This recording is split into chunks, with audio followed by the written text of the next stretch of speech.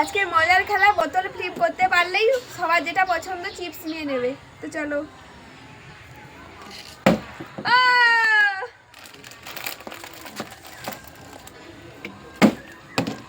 হলো না,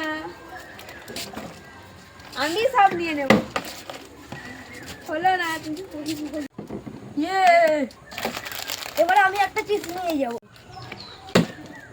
ইয়ে, আর দুটো আছে, আমি নিয়েই নেব। হলো না। এবারে তো আমি নেবই।